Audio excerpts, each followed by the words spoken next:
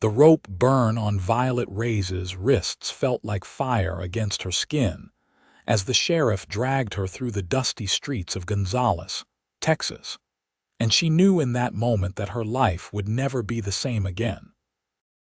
The afternoon sun beat down mercilessly on the town square, where curious onlookers had already begun to gather, their eyes filled with suspicion and judgment. She had lived peacefully near the outskirts of this settlement for 3 years now, ever since her Apache mother had passed and left her alone in a world that saw her as neither white nor fully Apache, but something in between that made folks uncomfortable. Now she was being accused of theft, of stealing money from the general store owned by Samuel Crawford, one of the most respected men in town. The accusation was a lie, but Violet knew that her word meant little in a place where her brown skin and dark eyes marked her as different.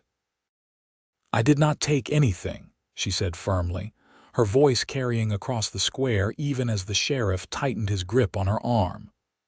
"I have never stolen in my life." The sheriff, a heavy-set man named Burton with a thick mustache and cold blue eyes, just grunted in response. "Crawford says he saw you himself. Says you were lurking around the back of his store yesterday evening, and this morning his lockbox was empty. $200 gone." "I was not even in town yesterday evening," Violet protested, but her words seemed to fall on deaf ears. The crowd was growing larger, and she could see the hostility in many of the faces surrounding her. Some of these people had been friendly enough when she sold herbs and remedies at the market, but that friendliness evaporated quickly when suspicion arose. From the edge of the crowd, a tall figure pushed his way through. Franklin Edwards had only been in Gonzales for 6 months, working as a ranch hand at the Triple Bar spread just outside town. But he had made a name for himself as an honest, hard-working cowboy who kept his word and did not back down from what was right. He was 24 years old, lean and sun-bronzed, with light brown hair that fell across his forehead and gray eyes that seemed to notice everything. Those eyes were fixed on Violet now, and there was something in his expression that made her heart skip despite her fear. "Hold on, Sheriff," Franklin said, his voice calm but authoritative. "What proof do you have besides Crawford's word?" Sheriff Burton turned to face him, irritation clear on his features. "Crawford is a respected businessman. His word is good enough." "His word is the only thing you have," Franklin countered. He moved closer, and Violet noticed the way he positioned himself slightly between her and the crowd, as if instinctively protecting her. "You cannot just arrest someone based on one person's accusation. Where is the evidence? Where is the money she supposedly took?" "We will find it when we search her place," Burton said dismissively. "Now step back, Edwards. This does not concern you." "It concerns anyone who believes in justice," Franklin replied, and Violet felt a surge of gratitude so powerful it almost brought tears to her eyes. She had seen this cowboy around town, had even sold him some salve for saddle sores once, but they had never really spoken beyond basic pleasantries.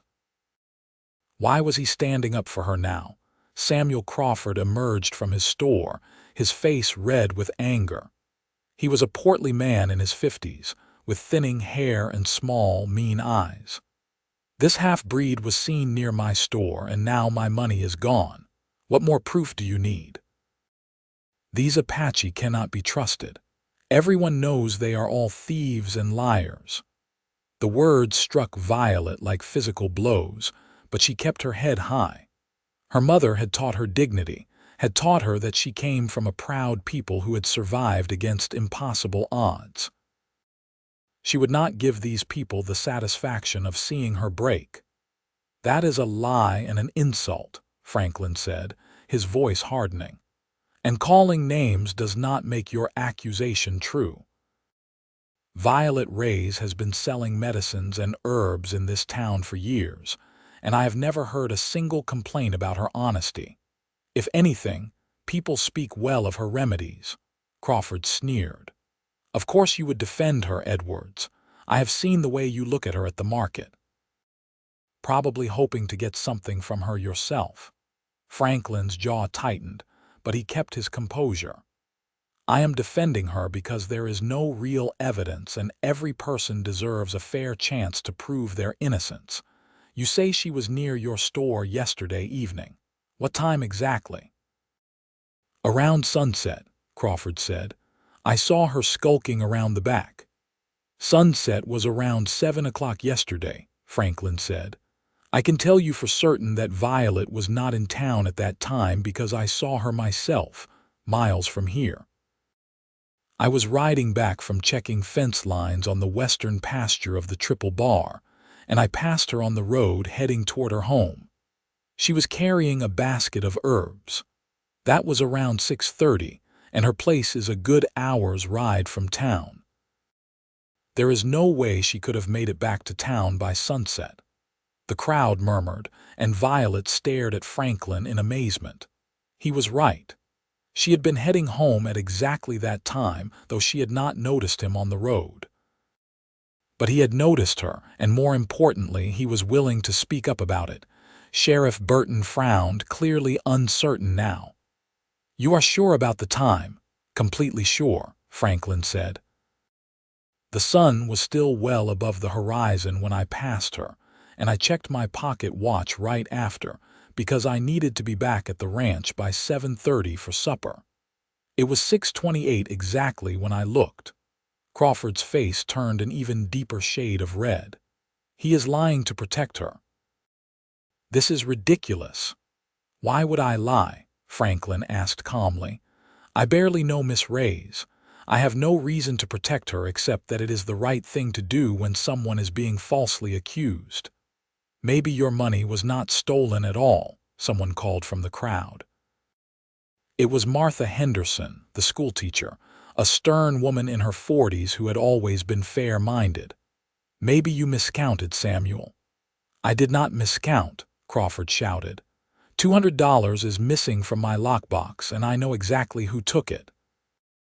"But it could not have been Miss Reyes if she was not even in town," Martha pointed out reasonably. "Mr. Edwards has given her an alibi for the time you claim to have seen her." Sheriff Burton looked between Franklin and Crawford, clearly weighing his options. Finally, he released Violet's arm. "I still need to investigate this, but I suppose I cannot hold you without more evidence. Edwards, you will need to come down to my office and give a formal statement about what you saw." "I will do that right now," Franklin agreed. Crawford sputtered in outrage. "This is an outrage. That money is gone, and she is the only one who could have taken it. Maybe you should look more carefully at who actually had access to your store," Franklin suggested. "Does anyone else work there? Does anyone else have a key?" Crawford's expression shifted slightly, and Violet caught a flicker of something in his eyes. Fear. Guilt. She could not quite tell, but it was there for just a moment before his face settled back into angry indignation. "My nephew helps out sometimes, but he would never steal from me," Crawford said stiffly. "Maybe not intentionally," Martha Henderson said thoughtfully. "But young Robert has been known to get into trouble. Remember when he was caught gambling over at the saloon last month?" The crowd's attention was shifting away from Violet now, and she felt the pressure on her chest begin to ease slightly. Franklin caught her eye and gave her a small nod, as if to say that everything would be all right. She wanted to thank him, to tell him how much his intervention meant, but the words stuck in her throat. Sheriff Burton waved his hand dismissively. "All right, everyone disperse. Show is over." "Crawford, I will look into this properly, which means investigating all possibilities, not just jumping to conclusions. Miss Reyes, you are free to go for now, but do not leave town." Violet nodded, rubbing her sore wrists. The crowd began to break up, though many people cast lingering glances her way. She knew this was not over. Even if she was eventually cleared of the accusation, the suspicion would linger in people's minds. That was how it always worked for someone like her. Franklin walked over to her once the sheriff had moved away. Up close, she could see the concern in his gray eyes and something else too, something that made her pulse quicken despite everything that had just happened. "Are you all right?" he asked quietly. "I will be," she said, though her voice shook slightly. "Thank you for speaking up. You did not have to do that." "Yes, I did," he said simply.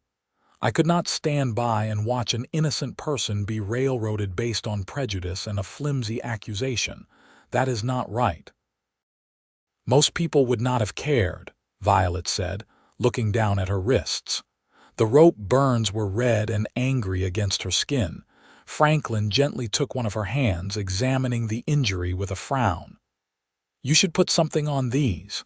They look painful." "I have salve at home," she said, but she did not pull her hand away. His touch was gentle, and there was something comforting about the warmth of his fingers against hers. "I meant what I said in there," Franklin told her, his eyes meeting hers. "I did see you on the road yesterday evening." "I was not making it up to help you." "I believe you," Violet said softly. "Though I confess I did not see you. I was probably too focused on getting home before dark." "I noticed you," Franklin admitted, and there was something in the way he said it that made Violet's breath catch. "I have noticed you for a while now, actually.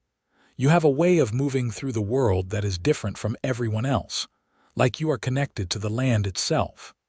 Violet felt heat rise to her cheeks.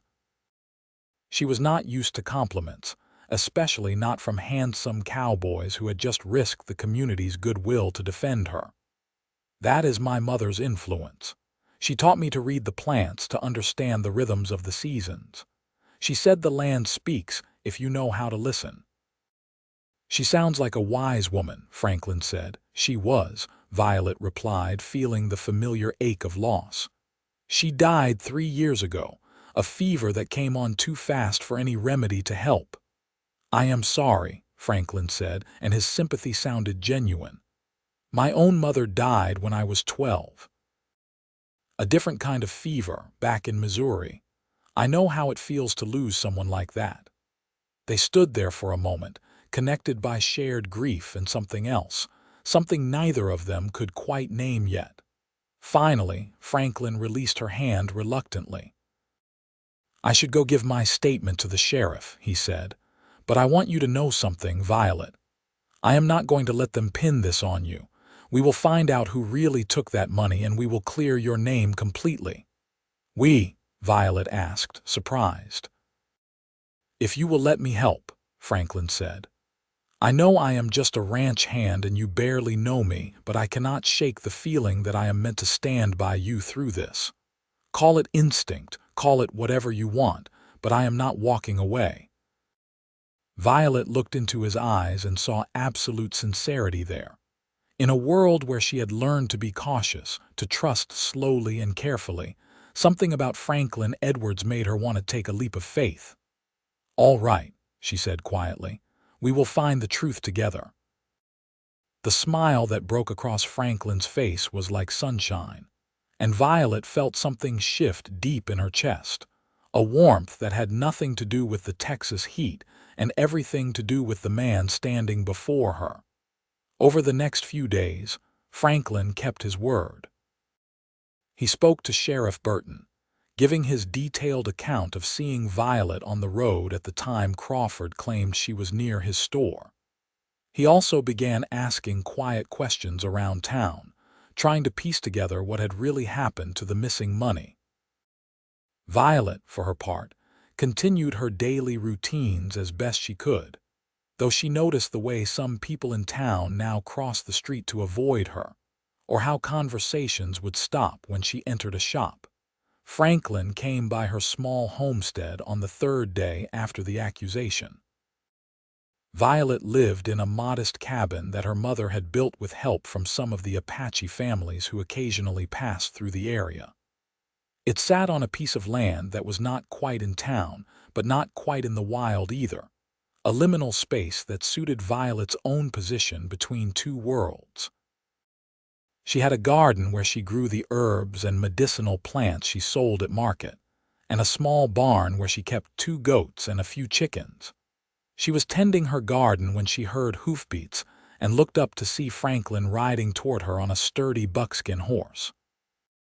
He dismounted gracefully and tied his horse to the post near her well.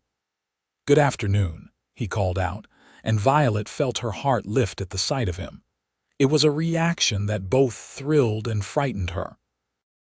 She had been alone for so long, had kept herself emotionally distant from others because it seemed safer that way. But Franklin was breaking through those defenses without even trying.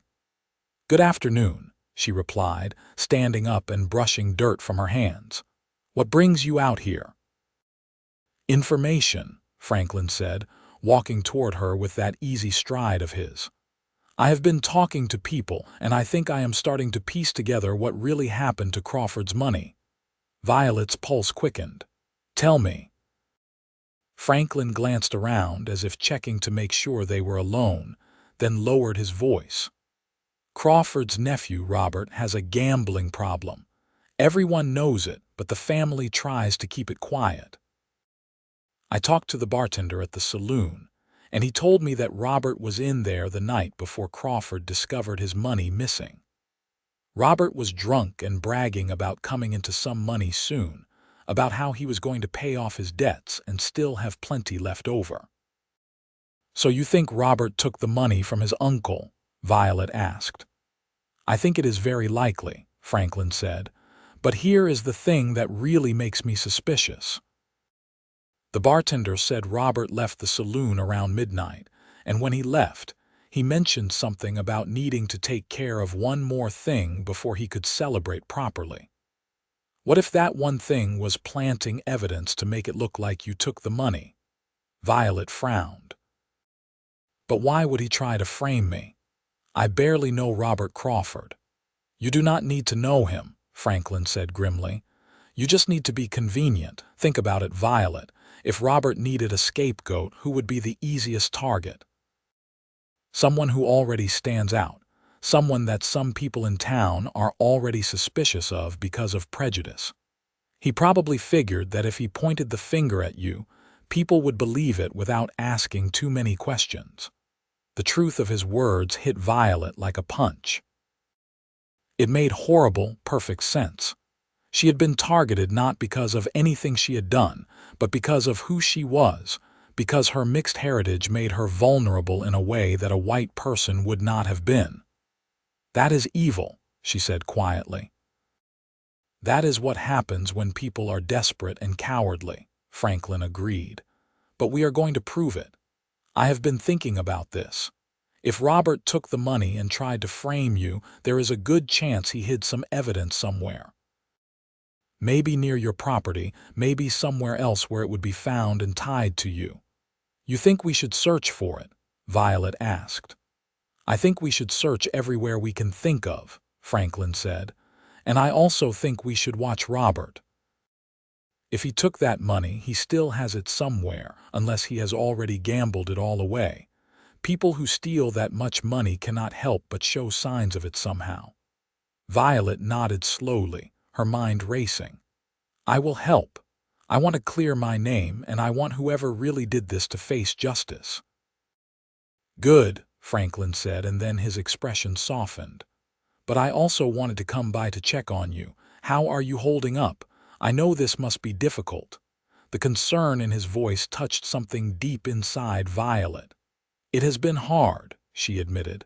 "People look at me differently now. Some of them always did, but now it is worse. I feel like I am being watched all the time, judged all the time."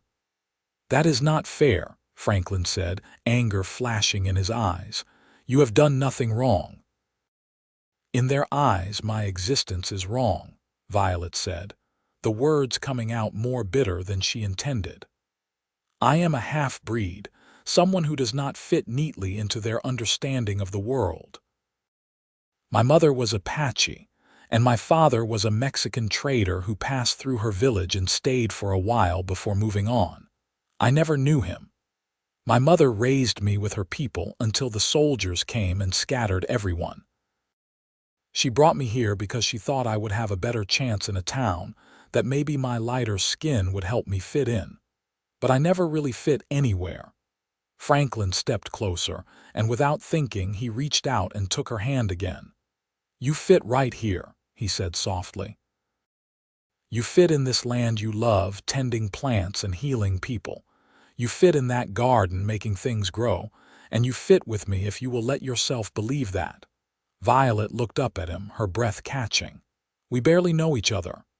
Then let us change that, Franklin said. I know this is happening fast, and I know the circumstances are not ideal, but Violet, I have never felt drawn to someone the way I am drawn to you. From the first time I saw you at the market, explaining to old Mrs. Patterson which herbs would help her arthritis, I could not stop thinking about you. The way you speak, the way you move, the strength in you, it all calls to something in me.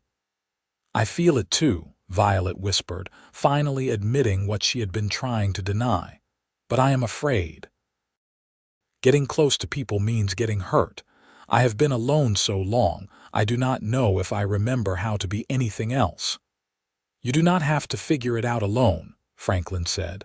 Let me stand beside you. Let me help you through this, and maybe, when it is all over, you will see that we could build something together. Something real and lasting. Violet felt tears prick her eyes, but they were not tears of sadness.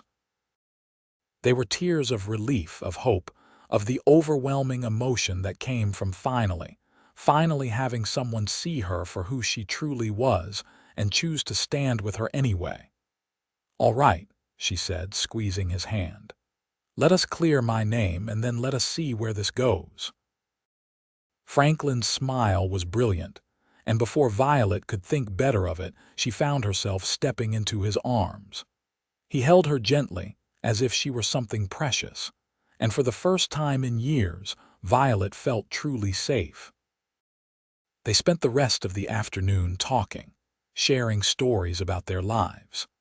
Franklin told her about growing up on a farm in Missouri, about losing his mother young and being raised by a stern but loving father who had taught him about horses and cattle and the importance of keeping your word. He told her about coming to Texas 2 years ago, looking for work and adventure, about the various ranches he had worked on before landing at the Triple Bar. He spoke of his dreams of one day having his own small spread, nothing fancy, just enough land to raise some cattle and horses and maybe grow a garden. Violet told him about her childhood with the Apache, about learning to read tracks and find water in the desert, about the ceremonies and stories that had shaped her understanding of the world. She spoke of her mother's strength and wisdom, of the pain of watching her people be driven away and scattered by soldiers and settlers. She described the years of living between worlds, never quite accepted by either, and the lonely beauty of making a life for herself here on the edge of Gonzales. As the sun began to set, painting the sky in shades of orange and pink, Franklin reluctantly said he needed to get back to the ranch. But before he left, he promised to return the next day and the day after that, until they had uncovered the truth and cleared Violet's name. True to his word, Franklin came by every day. They searched the area around Violet's property, looking for any evidence that might have been planted there. They found nothing, which Franklin took as a good sign. If Robert had tried to plant evidence, he had either changed his mind or had not yet done it. They also began watching Robert Crawford more carefully. Franklin enlisted the help of a few other ranch hands he trusted, men who were willing to keep an eye on the young man's movements. What they discovered was damning. Robert had been spending money freely at the saloon, buying drinks for everyone and placing large bets in card games.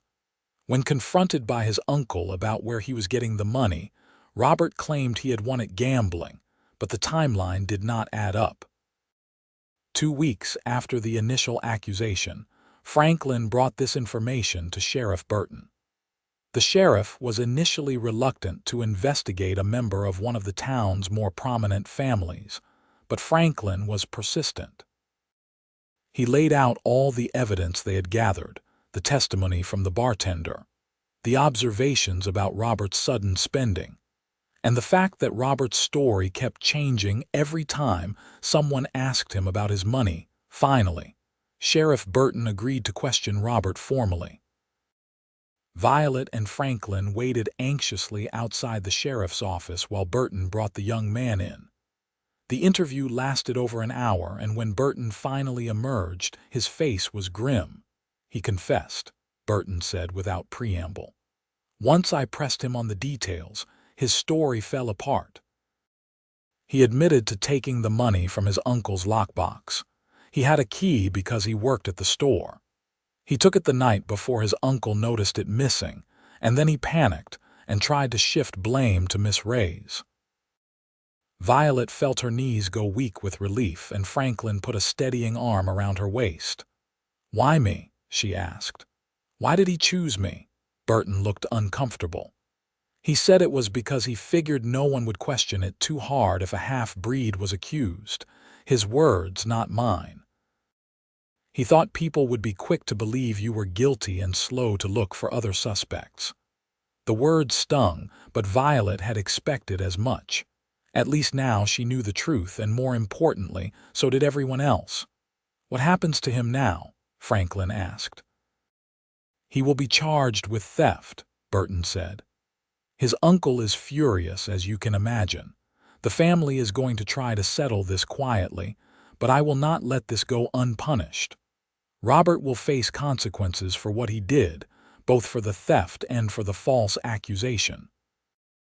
"And Violet's name will be cleared," Franklin pressed. "Completely," Burton confirmed. "I will make an announcement in the town square tomorrow, making it clear that Miss Reyes was innocent and that the real thief has been caught. I will also be having a talk with Samuel Crawford about his rush to judgment and the things he said about Miss Reyes. His prejudice nearly caused a serious injustice." Violet nodded, feeling tears of relief slide down her cheeks. Franklin pulled her closer, and she leaned into his strength, grateful beyond words for his unwavering support. The next day, as promised, Sheriff Burton made a public announcement clearing Violet's name. He stood in the town square and explained that Robert Crawford had confessed to stealing the money from his uncle's store and attempting to frame Violet Reyes. He made it clear that Violet had been completely innocent, and that anyone who had spoken against her should reconsider their prejudices. Some people in the crowd looked ashamed, others simply uncomfortable. Samuel Crawford was notably absent, though word around town was that he was humiliated by his nephew's actions and had retreated from public view. Robert himself had been sent away to live with relatives in another county, his reputation in Gonzales destroyed. After the announcement, several townspeople approached Violet to apologize. Martha Henderson was among the first, offering a genuine apology for not speaking up more strongly in Violet's defense from the beginning. Others followed, some more sincere than others, but Violet accepted their apologies with grace. She knew that holding on to anger would only hurt her, and besides, she had something much more important to focus on now. Franklin had become a constant presence in her life.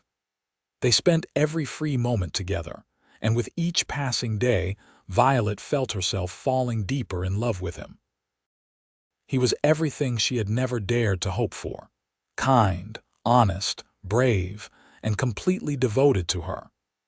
He treated her heritage not as something to be ashamed of or overcome, but as an integral part of who she was, something that made her unique and special. One evening, about a month after her name had been cleared, Franklin took Violet on a ride to a beautiful spot overlooking the Guadalupe River. The water flowed clear and cool beneath a canopy of cypress trees, and the setting sun cast everything in a golden glow. They sat together on a blanket Franklin had brought, watching the river and talking about everything and nothing.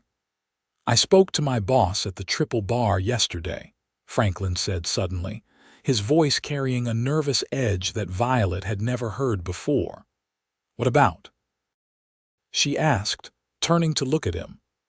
"About my future," Franklin said, taking her hand. "I have been working hard and saving my money, and I have enough now to make an offer on a piece of land. It is not much, just 40 acres about 5 miles from your place, but it has good grass and water, and I think I could build something there. A ranch, a home, a life." Violet's heart began to race. "That sounds wonderful, Franklin. You have been dreaming of your own place for so long." "I have," he agreed, and then he turned to face her fully, his gray eyes intense and full of emotion. "But Violet, I do not want to build that life alone. These past weeks with you have been the happiest of my life. You make me want to be better, to build something lasting and meaningful. I know we have not known each other long by some people's standards, but I also know that what we have is real. I am in love with you, Violet Reyes. I love your strength, your wisdom, your connection to the land and to life itself. I love the way you tend your garden and heal people with your remedies. I love your courage and your kindness. I love everything about you." Tears were streaming down Violet's face now, and her heart felt like it might burst from her chest. "Franklin, I love you too. I have been so afraid to admit it, so afraid to let myself hope, but I cannot deny it anymore. You are the best man I have ever known, and you have stood by me when no one else would. You saw me when others looked past me, and you believed in me when others doubted. I love you with everything I am." Franklin reached into his pocket and pulled out a simple gold ring. It was not fancy or elaborate, just a plain band that glinted in the fading light, but to Violet, it was the most beautiful thing she had ever seen. "Violet Reyes, will you marry me?" Franklin asked, his voice thick with emotion. "Will you build a life with me, combine our dreams and our land, and make something beautiful together? I promise to stand by you always, to honor your heritage and your heart, to love you through every challenge and celebrate every joy. I will never let you face the world alone again." "Yes," Violet said, her voice breaking on the word. "Yes, Franklin, I will marry you. I will stand beside you and build a life with you and love you for all my days." Franklin slipped the ring onto her finger, and then he was kissing her, and Violet felt like her entire world had shifted into perfect alignment. Here, in this man's arms, she had found home. Not a place, but a person who saw all of her, the Apache and the Mexican, the healer and the gardener, the woman who had been cast out and the woman who would rise above it all. Franklin saw her completely and loved her wholly, and that was everything. They were married 3 months later in a small ceremony near Violet's cabin. A circuit preacher performed the service, and a handful of friends attended, including Martha Henderson, several of Franklin's fellow ranch hands, and even Sheriff Burton, who had become something of an ally after the whole ordeal with Robert Crawford. Some members of Violet's mother's Apache band had heard about the wedding and traveled to attend, bringing gifts and blessings. Violet wore a simple white dress that Martha had helped her sew, with Apache beadwork that one of her mother's friends had made adorning the neckline. Franklin wore his best suit, which was not much, but he looked so handsome that Violet could hardly breathe when she saw him waiting for her. They exchanged vows under the open sky, promising to love and honor each other, to face whatever came together, to build a life of meaning and purpose. When the preacher pronounced them husband and wife, Franklin kissed her with such tenderness that Violet felt tears slip down her cheeks again, but these were tears of pure joy. The celebration that followed was simple but heartfelt. Someone had brought a fiddle, and there was dancing and food and laughter. Violet's Apache relatives taught some of the cowboy guests traditional dances, and the blending of cultures felt like a promise of what her life with Franklin would be. A beautiful merging of two worlds, creating something new and wonderful. As the evening drew to a close and their guests began to depart, Franklin took Violet's hand and led her to the cabin he had been building on his new land. Over the past 3 months, he had worked tirelessly to prepare it, and several friends had helped with the construction. It was a modest structure, but it was solid and well made, with large windows that let in plenty of light and a stone fireplace that Franklin had built with his own hands. "Welcome home, Mrs. Edwards," Franklin said as he carried her over the threshold, and Violet laughed with delight, holding tight to her husband as he spun her around the main room. Their first night as husband and wife was everything Violet had dreamed it would be. Franklin was gentle and passionate, attentive to her needs and desires, and Violet discovered a whole new dimension to the love they shared. In his arms, she felt cherished and desired, beautiful and strong. They stayed awake late into the night, talking and loving and making plans for their future. True to their dreams, they combined their efforts to build something remarkable. Violet brought her extensive knowledge of herbs and healing, and Franklin brought his ranching skills.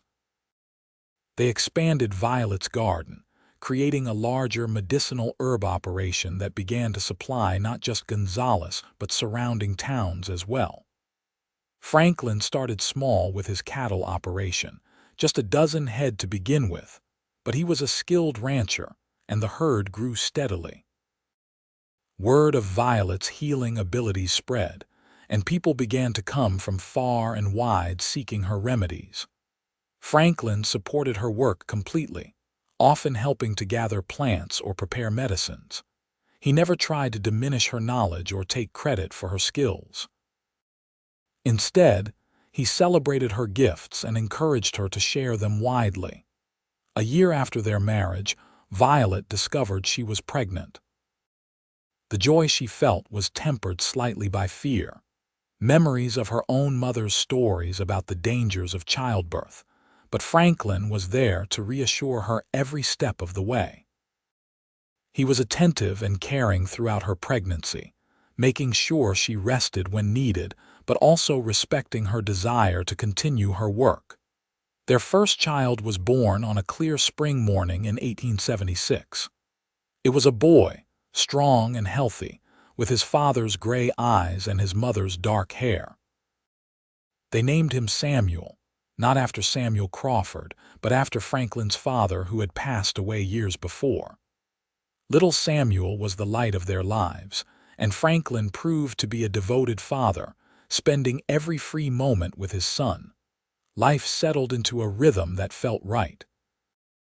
The ranch prospered, Violet's herb business thrived, and their family grew. 2 years after Samuel, they had a daughter they named Rose, who had her mother's eyes and her father's quick smile. The children grew up speaking English and learning about their Apache heritage, understanding that they came from multiple worlds and that this made them strong, not weak.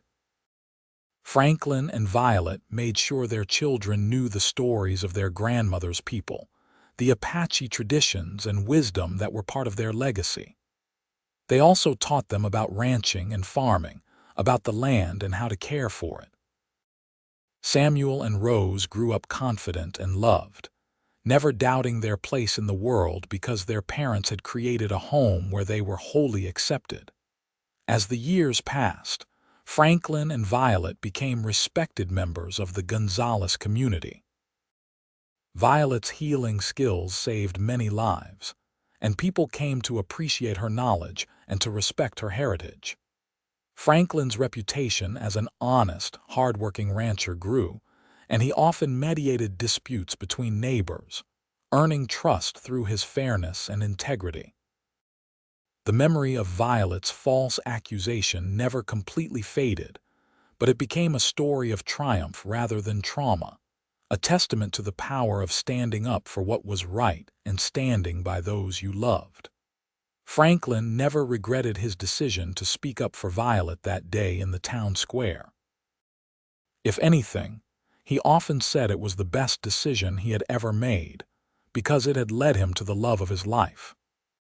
Sometimes, on quiet evenings, Violet and Franklin would sit on their porch watching the sunset over the land they had built together, their children playing nearby, and reflect on how far they had come. From that moment of accusation and fear to this life of love and prosperity, the journey had been remarkable. "You ever regret it?" Violet asked one such evening, her hand in Franklin's as they rocked slowly in the chairs he had made. "Regret what?" Franklin asked, though he knew what she meant. "Defending me that day. Standing up for me when it would have been easier to stay silent. It could have cost you your reputation, your job, everything." Franklin squeezed her hand and turned to look at her, his gray eyes still as intense and full of love as they had been on their wedding day. "Not for a single second. Violet, defending you was not a choice, it was a necessity. I could no more have stayed silent than I could have stopped breathing, and even if it had cost me everything else, I would still have you, and that would be enough." "We have built something beautiful," Violet said, looking out at their land, at the herb gardens and the grazing cattle, at their children playing with a puppy Franklin had brought home last week. "We have built something lasting," Franklin agreed. "Something that will outlive us and continue on through our children and their children. We have proven that love can overcome prejudice, that justice can prevail, and that two people from different worlds can create something new and wonderful together." Violet leaned her head on his shoulder, feeling the contentment that came from a life well lived, a love well tended. "I am so grateful you saw me that day. Not just on the road when you gave me my alibi, but truly saw me. You saw past what others saw and found the real me." "You were not hard to find," Franklin said softly, pressing a kiss to the top of her head. "You have always shone so bright, Violet. I was just lucky enough to be paying attention." Their daughter Rose came running up to the porch then, her dark braids flying behind her. "Mama, Papa, come see. Samuel caught a frog and it is huge." They laughed and stood, following their daughter to see this remarkable frog. Their lives were filled with these small, precious moments, and Violet treasured each one. She had gone from being a lonely woman on the edge of society to a beloved wife and mother, a respected healer, a woman with roots and wings. 5 more years passed, bringing more prosperity and more children. Violet gave birth to twin boys they named Thomas and William, and then a final daughter they called Grace.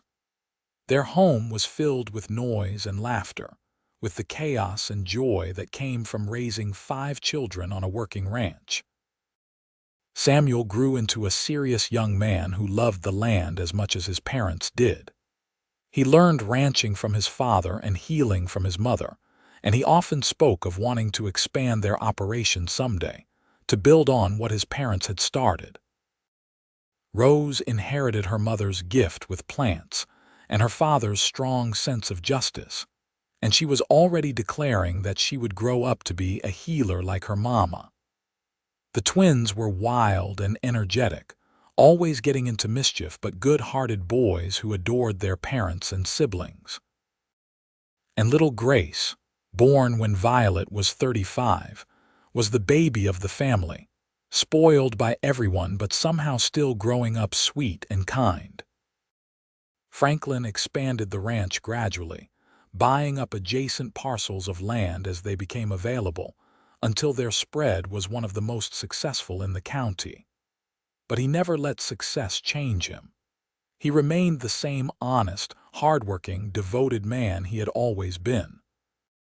Every morning, he kissed his wife goodbye before heading out to work the ranch, and every evening he came home to a meal she had prepared, and a house full of children eager to tell him about their day. Violet continued her healing work, her reputation spreading far beyond Gonzales. People traveled from as far as San Antonio and Austin to seek her remedies. She trained several apprentices over the years, passing on her knowledge to ensure that it would not be lost. She also wrote down her mother's teachings, creating a detailed record of Apache plant medicine that would be preserved for future generations. The town of Gonzales itself changed over the years. The railroad came through in 1878, bringing new opportunities and new people. The population grew, and with it came more acceptance and diversity.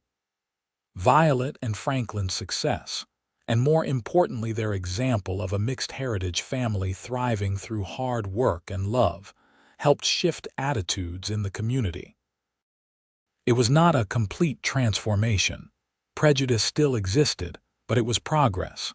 Samuel Crawford, who had started the whole ordeal with his false accusation of Violet, lost his store eventually. His nephew's theft and the scandal that followed damaged his reputation beyond repair, and he sold his business and moved away. Some people said it was justice. Others said it was just the natural consequence of his own bitterness and prejudice. Either way, his departure seemed to mark the end of an era, a closing of that painful chapter in Violet's life. On their 20th wedding anniversary, Franklin surprised Violet with a trip. They left the children in the care of their eldest, Samuel, who was 19 and more than capable of managing the ranch for a few days. Franklin took Violet to San Antonio, where they stayed in a hotel and acted like young newlyweds again. They visited the missions, walked along the river, and spent evenings dancing to music in the plaza. On their last night there, as they sat by the river watching the stars come out, Franklin told Violet about a letter he had received from a publisher in New York. Someone had heard about Violet's collection of Apache medicinal knowledge and wanted to publish it as a book. "They think it could be important," Franklin said, excitement clear in his voice. "They said that your mother's knowledge deserves to be preserved and shared widely. They want to call it healing wisdom, Apache plant medicine for modern times." Violet was stunned. "They want to publish my writings." "Truly, truly," Franklin confirmed. "And they want to pay you for it, Violet, not a fortune but enough to show that they value your work. Your knowledge, your heritage, it matters. People need to know about it." Tears filled Violet's eyes. Her mother would have been so proud. All those teachings, all those stories and remedies would be preserved not just for her children but for the world. It felt like redemption, like validation of everything her mother had taught her about the value of their traditions. "I will do it," she said. "For my mother, for our children, for everyone who needs this knowledge." The book was published 2 years later, in 1898, and it became something of a sensation. Medical doctors began to take notice of traditional remedies, and Violet found herself corresponding with physicians and researchers from across the country. Her knowledge, once dismissed by people like Samuel Crawford as primitive or superstitious, was now recognized as valuable and scientifically sound. Through it all, Franklin was her constant support, her rock, her love. He never showed a hint of jealousy over her success, only pride. He helped her respond to letters, organized her research materials, and made sure she had time and space to work on her increasingly important correspondence. Their children grew into fine young adults, each finding their own path while remaining close to the family. Samuel eventually married a kind woman named Elizabeth from a neighboring ranch, and they started their own family, building a home on a portion of the Edwards land. Rose became a renowned healer in her own right, studying both her mother's traditional methods and modern medicine, becoming one of the first women in the region to be recognized as a medical practitioner. The twins went into ranching, expanding the family operation even further.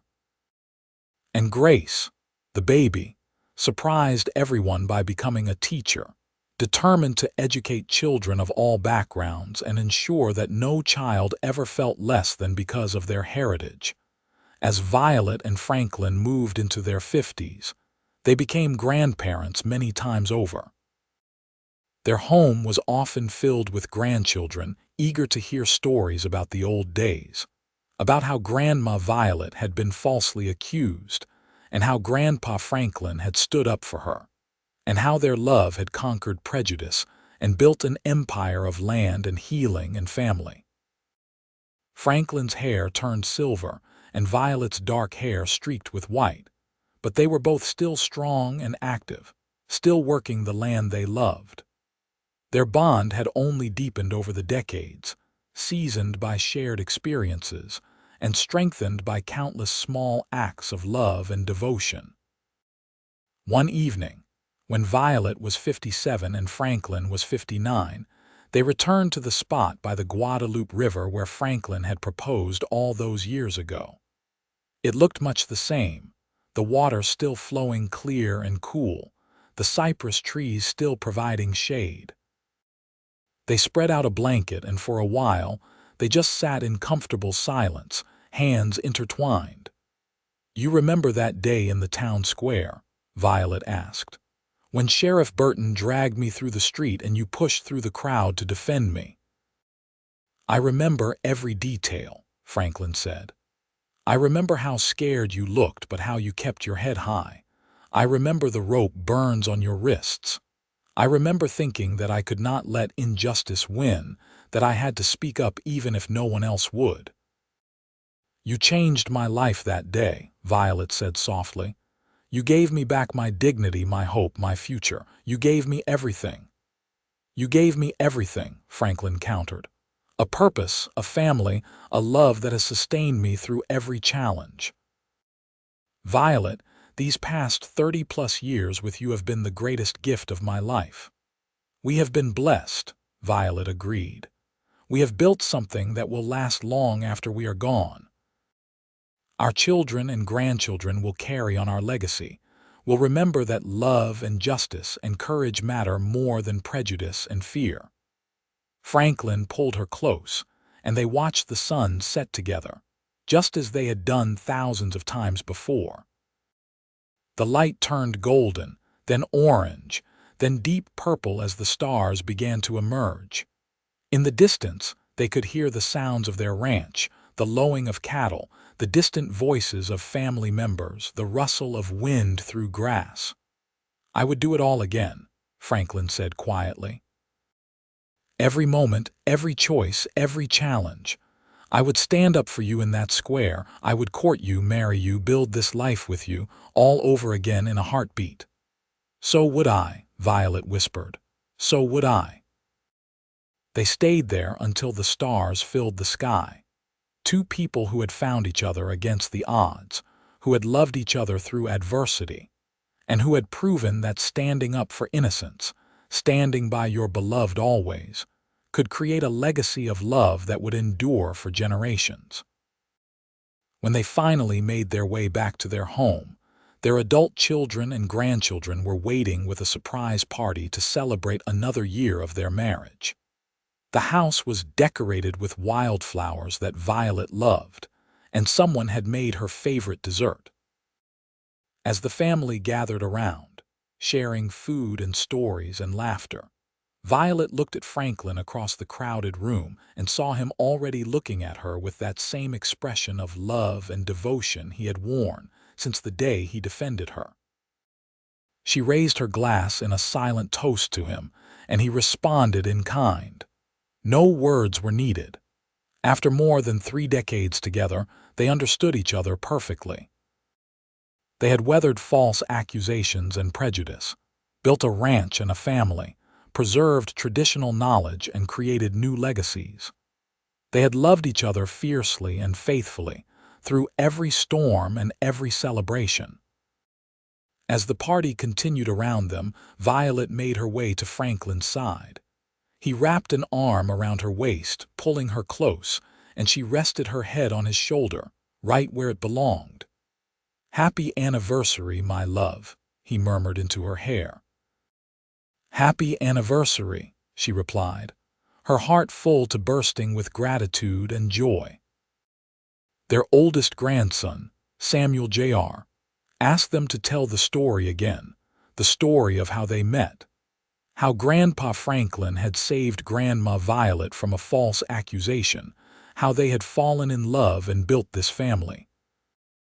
It was a story the grandchildren never tired of hearing, because it was a story about courage and justice and love conquering all. Franklin and Violet exchanged a glance. Then Franklin began to speak, his voice strong and clear. It was a hot afternoon in Gonzales, Texas, in the year 1875, and I saw the most beautiful woman I had ever seen being dragged through the streets by the sheriff. Her name was Violet Reyes, and she was being falsely accused of theft. I knew in that moment that I had to stand up for her innocence, that I could not let injustice prevail. So I pushed through the crowd and I spoke up for what was right. Violet picked up the story from there, describing her fear and desperation, and then the overwhelming relief and gratitude she had felt when this handsome cowboy she barely knew had defended her. She spoke of their investigation, their growing friendship, and the love that had bloomed between them like wildflowers in spring. The grandchildren listened with rapt attention, just as they always did, and Violet knew they were learning more than just a family story.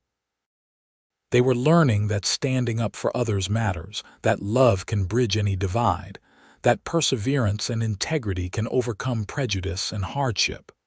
When the story was finished, little Grace, named after her aunt, said, "I want to find a love like yours someday, Grandma and Grandpa." "You will, sweetheart," Violet assured her. "When you meet someone who sees you for who you truly are, who stands by you through difficulties, who loves you not despite your differences but because of them, you will know. Love like that is rare, but it is real, and it is worth waiting for." The party continued late into the night, with music and dancing and the kind of joy that comes from being surrounded by people you love. Violet danced with Franklin, their movements still graceful together despite the years, and she felt like the luckiest woman in the world. Years continued to pass, bringing both joys and sorrows as they always do. Franklin's health began to decline when he was 67, nothing serious at first, just the normal slowing down that came with age. But Violet, with her healer's instincts, noticed the subtle signs that worried her. She tended to him carefully, using all her knowledge to keep him strong and comfortable. They were blessed with several more years together, years filled with watching their grandchildren grow and even welcoming great-grandchildren into the family. The Edwards Ranch had become an institution in Gonzales County, a symbol of what could be achieved through hard work, integrity, and love. Franklin passed away peacefully in his sleep when he was 73 years old, with Violet holding his hand. His last words to her were, "I love you, Violet. You have made my life complete. I will wait for you wherever I am going. We will find each other again." Violet grieved deeply, but she also felt profound gratitude. They had been given over 40 years together, had built a family and a legacy, had loved each other fully and completely. Not everyone was so blessed.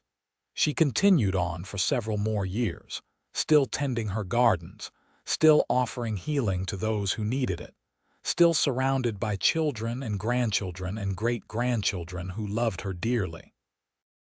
She often spoke to Franklin as if he were still there, telling him about the family's news, about the harvest, about the new foal born in the spring. When Violet finally passed away at the age of 79, she was surrounded by 3 generations of family, all of whom had been shaped by her wisdom and love.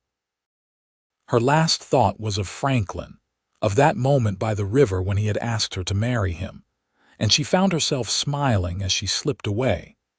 They were buried side by side on a hill overlooking their ranch, under a spreading oak tree that Franklin had planted the year. They were married. Their graves were simple but dignified, the headstones reading, Franklin Edwards, 1851–1924, beloved husband, father, and friend, and Violet Reyes Edwards, 1845–1924, healer, mother, and light. But their true monument was not made of stone. It was the thriving ranch, now run by their children and grandchildren. It was Violet's published works on herbal medicine, still used by healers and doctors across the country.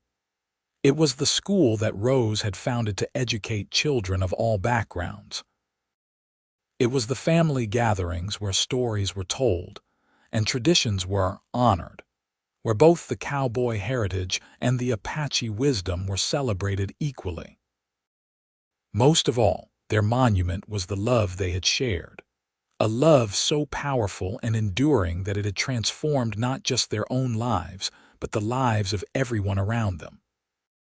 They had proven that one person standing up for another could change the course of history, that love could bridge any divide, and that a false accusation could not destroy a person whose innocence was defended by someone who truly saw them.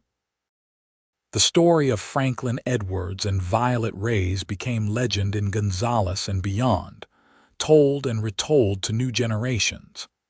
It was a story about the Wild West, about cowboys and Apache, about prejudice and justice. But more than anything, it was a story about love, about standing for innocence, about standing by your beloved always, no matter what challenges arose. And in the end, that was the greatest legacy of all.